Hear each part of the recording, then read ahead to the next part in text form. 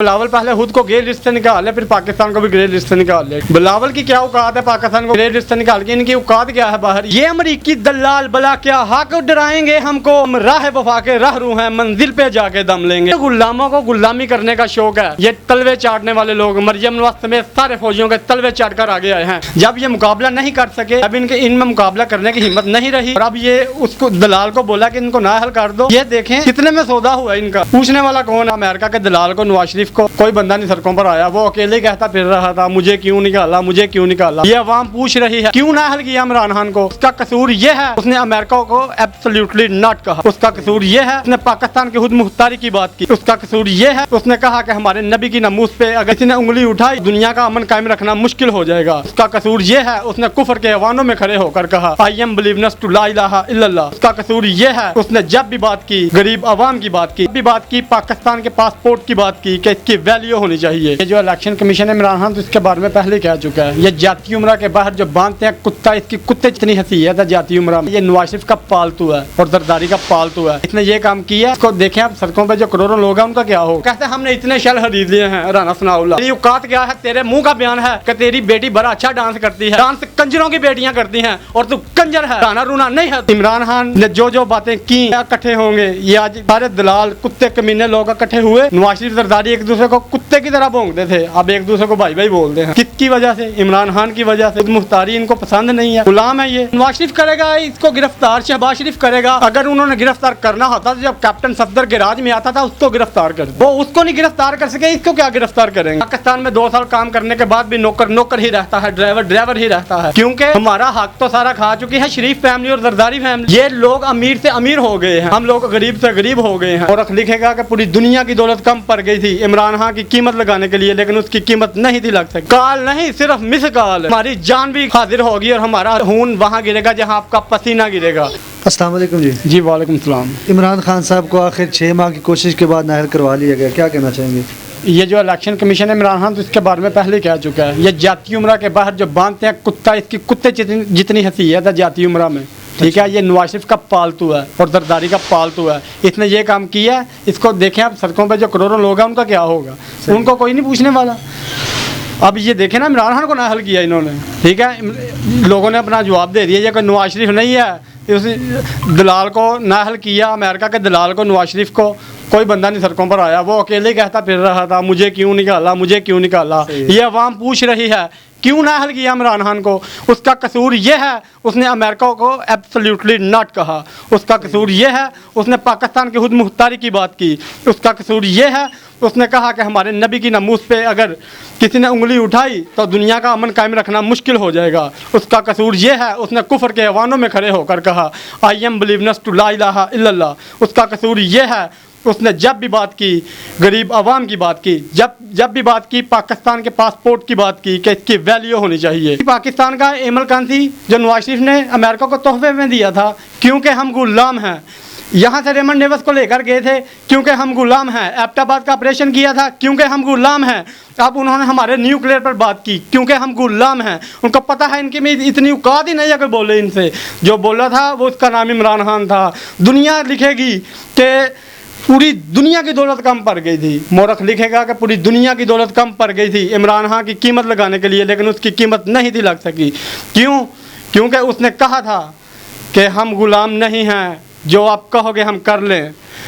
इमरान खान ने जो बातें की ये इकट्ठे होंगे। ये आज सारे दलाल कुत्ते कमीने लोग इकट्ठे हुए। नवाज शरीफ जरदारी एक दूसरे को कुत्ते की तरह भौंकते थे, अब एक दूसरे को भाई भाई बोलते हैं। किसकी वजह से? इमरान खान की वजह से। खुद मुख्तारी इनको पसंद नहीं है, गुलाम है ये।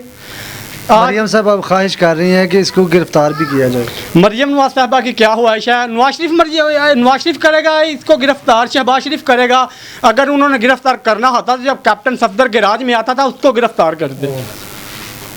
वो उसको नहीं गिरफ्तार कर सके, इसको क्या गिरफ्तार करेंगे? ये मेरा बयान आपने काटना नहीं, चलाना है आपने। अच्छा, रेहाम खान साहिबा और वो तो कह रहे हैं कि 100 बंदे भी नहीं आज निकले। रेहाम खान साहिबा उसकी क्या बात है? आजकल हम रेहाम खान की उसकी औकात है इमरान खान के खिलाफ बात करने की? तो खान साहब कब क्या देख रहे हैं आप आएंगे अगले इलेक्शन तक?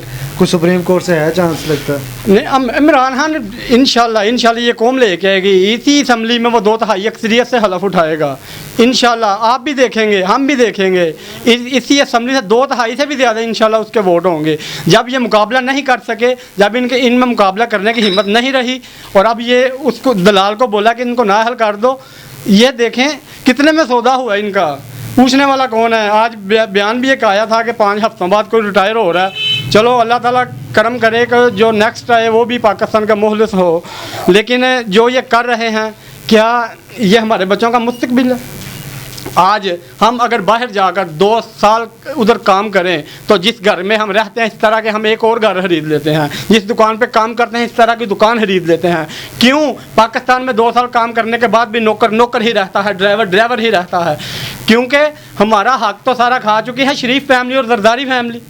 ये लोग अमीर से अमीर हो गए हैं, हम लोग गरीब से गरीब हो गए हैं।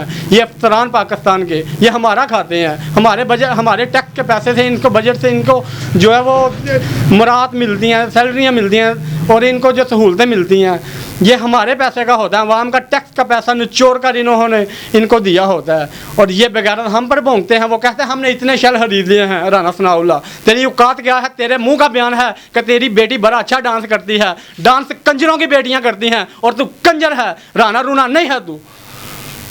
अच्छा, आज एक खुशखबरी भी है, ज़रा ठंडे रहें, कि पाकिस्तान को ग्रे लिस्ट से निकाल दिया गया। ग्रे लिस्ट की जो सारी जो है वो जो बिलावल को मुबारक दे रहे हैं, शहबाज शरीफ को मुबारक दे रहे हैं लोग। पहले तो मैं ये कहूँगा बिलावल पहले खुद को ग्रे लिस्ट से निकाल ले, फिर पाकिस्तान को भी ग्रे लिस्ट से निकाल लेगा।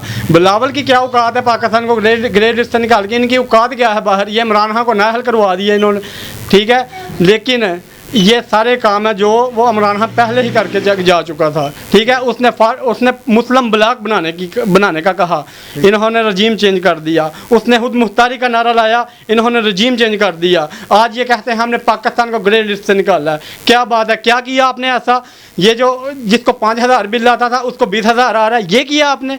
जो जिस घर का खर्चा 1 लाख रुपये था उसका घर का खर्चा 3 लाख हो गया, ये किया आपने?